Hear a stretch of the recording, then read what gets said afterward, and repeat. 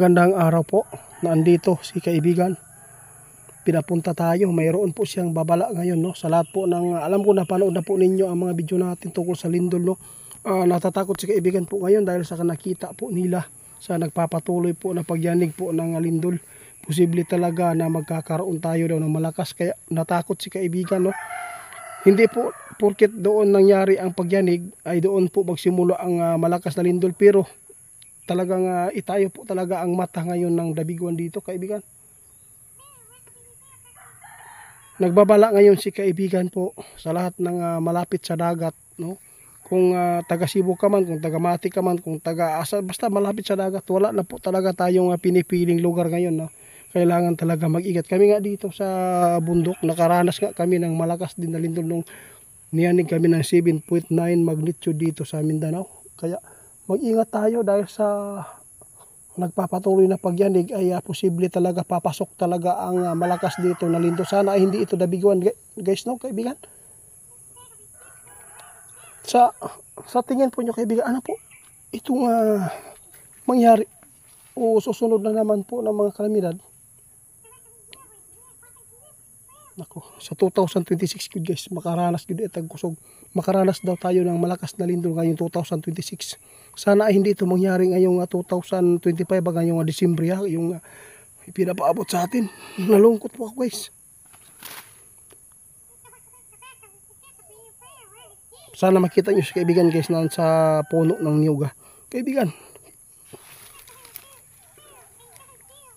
Oo nga, yun po ang gusto kong mapaabot sa mga tao para mapaghandaan po nila, lalo na yung malapit sa bulkan, malapit sa dagat, kana yun ang kahadlok o kininduol sa kining mga bangin na area, guys, kay hindi lang po building ang pwedeng bumagsak, pati yung mga matatarik na mga area, bundok na sobrang taas po ang area, no?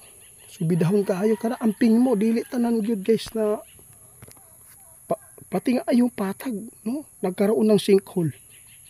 Lahat, guys, sobrang hindi na talaga normal ang nangyayari. Hindi na normal talaga. Kung magkakaroon po ng malakas na lindol dito, guys, kung sa Cebu po tatama, dagan mamataya po ani, guys. Tungod aning sinkhole, dagan makahigo po ani, guys. Mo dako man kayo ni mga bangag. Karang mga bangag di karon, guys, madugangan pag daw na ug kusog pa ang lindol ani. Oo, kaibigan, kaya salamat po sa inyo, Oo, kaya sa lahat ng makapanood sa amin ngayon, i-share na lang ni, guys, para mapaghandaan po natin yung malakas na papasok na lindol po dito sa atin. Dahil po sa nakita ng ating kaibigan ngayon, nagpapatuloy ang pagyanig po dito sa Mindanao at sa Cebu. Posible talagang tatama din po ito sa Luzon, guys, good kay dili man gud kayo totally ni nga kuaning ato ang gisulti pang hadlok. Ang Luzon man gud kayo ang gibantayan pud ani sa P-box. Kana gyud ang pinakadako daw, guys, kung simba ko maabot ning purya lang, no, kung dumating talaga yung malakas, kung niyanigin po ang Pilipinas ng 9 lalo na doon sa fault line ng part ng Manila. Grabe gyud ang mahitabo, guys, na agyoy city, guys, na mahimong gustahon ani tungod sa paghigop na sa lamuyon na sa tubig sa dagat. Sus, dahil sa bigat po talaga ito, kaibigan. Kaya, guys, paalala ng kaibigan ngayon, ito po, pakinggan po ninyo uli.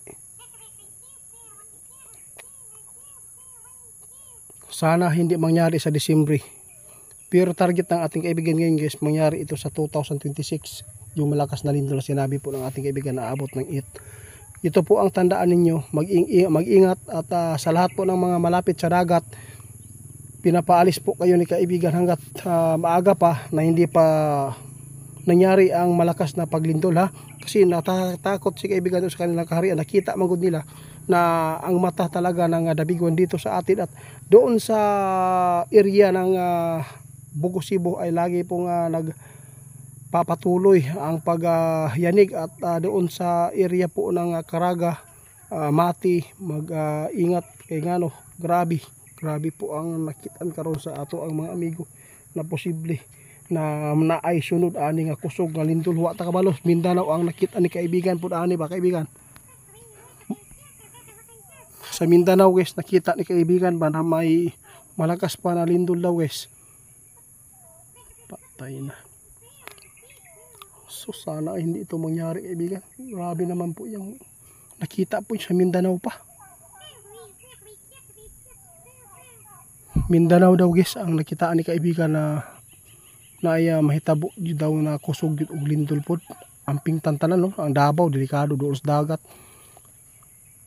Panabo dool dagat. Jinsan, Cotabato. Asa pa? De Oro. Sige po, sige, salamat. Guys, wala na si kaibigan, umalis na. Sa lahat ng maka-share, salamat po sa inyo ha. I-share lang nyo guys, kay Mindanao ang nakita ni kaibigan po na posible madaanan ng mas malakas pang lindol. Yung lakas ng lindol na 7.9 dito guys, kung aabot po ng 2 minutes yun, posible nga mauubos talaga ang bahay sa malapit sa dagat, masira. Yabog yun. Salamat kayo sa amigo na ako nga kaibigan na magpapaabot lagi.